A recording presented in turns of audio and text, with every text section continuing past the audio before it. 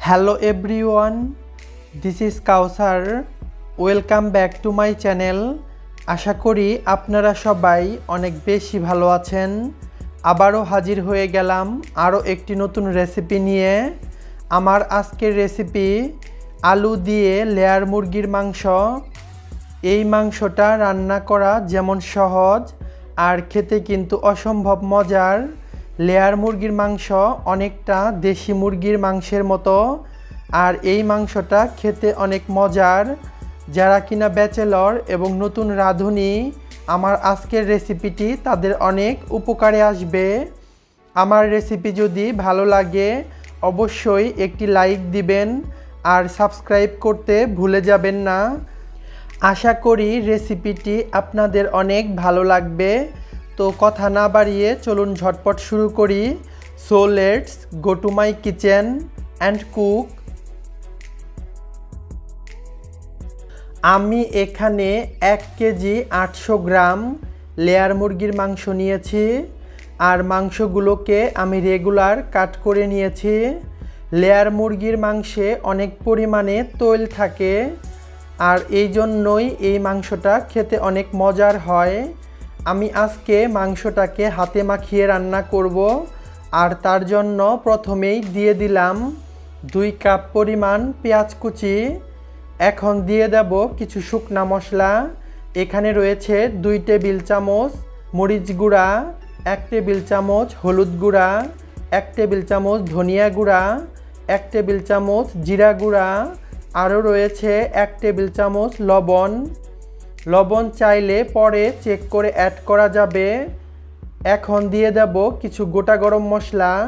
এখানে রয়েছে 2 টুকরো দারচিনি, 2টো তেজপাতা, 5টি এলাচ, 3 থেকে 4টি লবঙ্গ, আর রয়েছে 5 থেকে 6টি কালো গোলমরিচ।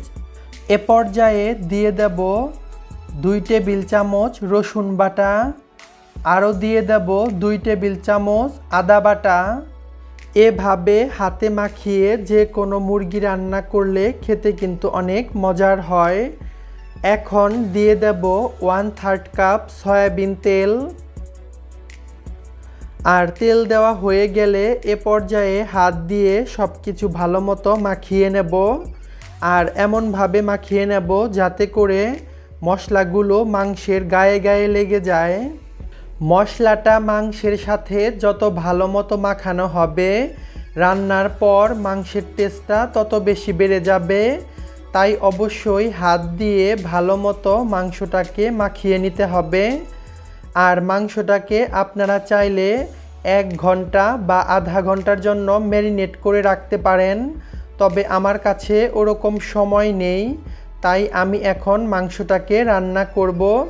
এ পর্যায়ে ঢাকা দিয়ে আমি চুলাটি অন করে দেব, আর রান্না করব প্রায় 10 থেকে 15 মিনিট।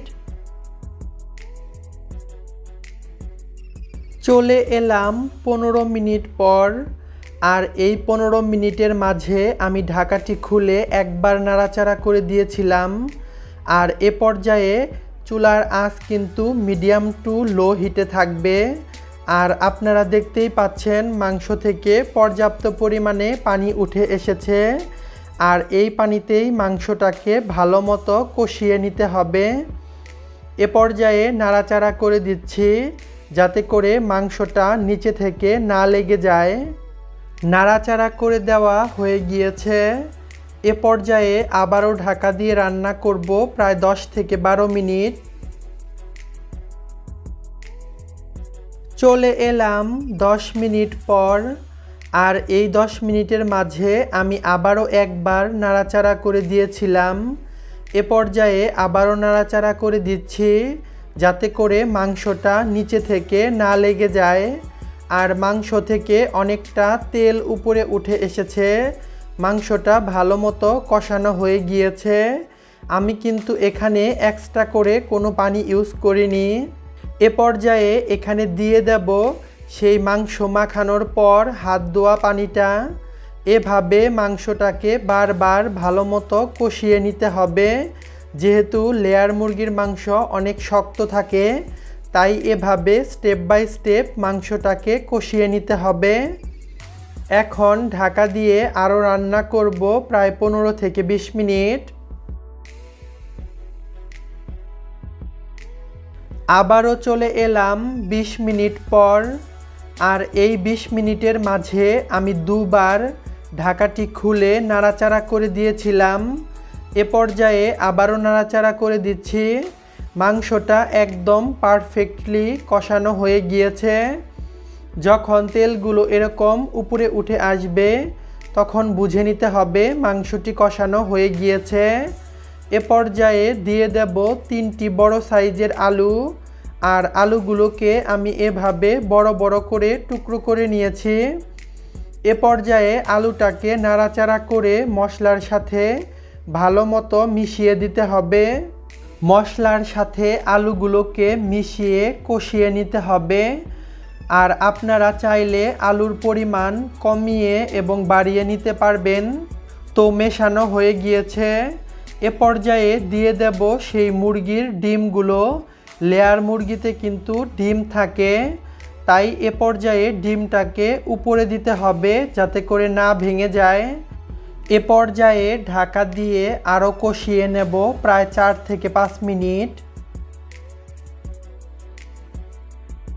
চলে এলাম 5 মিনিট পর, আর আমি 5 মিনিটের মাঝে আবারও একবার নাড়াচাড়া করে দিয়েছিলাম। তো সব কিছু ভালো মতো কষানো হয়ে গিয়েছে। এ পর্যায়ে দিয়ে দেব ঝোলের জন্য পানি, আর আমি এখানে দিয়ে দিচ্ছি 4 কাপ পরিমাণ গরম পানি। অবশ্যই গরম পানিটাই দেওয়ার চেষ্টা করবেন, তাহলে মাংসের টেস্টটা অনেক ভালো আসবে। এ পর্যায়ে সব কিছু আবারও নাড়াচাড়া করে মিশিয়ে নিতে হবে। আর পানিটা আপনারা আপনাদের পছন্দ অনুযায়ী দিতে পারেন, ঠিক কতটুকু ঝোল পছন্দ করেন। আমি একটু ঝোল করে রান্না করব, তার জন্য আমি বেশি পরিমাণে পানি দিয়ে দিলাম। তো মেশানো হয়ে গিয়েছে। এ পর্যায়ে ঢাকা দিয়ে রান্না করব প্রায় 40 থেকে 45 মিনিট। চলে এলাম 40 মিনিট পর, আর এই 40 মিনিটের মাঝে সব কিছু পারফেক্টলি সেদ্ধ হয়ে গিয়েছে। এ পর্যায়ে চেক করে নিতে পারেন, যদি কোনো কিছুর প্রয়োজন পড়ে তা অ্যাড করতে পারবেন। আমি চেক করে নিয়েছি, সব কিছু ঠিক আছে। এখন দিয়ে দেব 4 থেকে 5টি আস্ত কাঁচামরিচ, জাস্ট সুন্দর একটি ফ্লেভারের জন্য। আমার রান্না কমপ্লিট। আরও দিয়ে দিলাম 1 চা চামচ গরম মশলার গুঁড়া। এখন সব কিছু আবারও ভালো মতো মিশিয়ে নিতে হবে। আর এই 40 মিনিটের মাঝে আমি একবার ঢাকাটি খুলে নাড়াচাড়া করে দিয়েছিলাম। তো সব কিছু মেশানো হয়ে গিয়েছে। এ পর্যায়ে ঢাকা দিয়ে আমি চুলাটি অফ করে দেব, আর অপেক্ষা করব ঠান্ডা হওয়া পর্যন্ত। ঠান্ডা হলে চলুন পরিবেশন করে দেখাচ্ছি।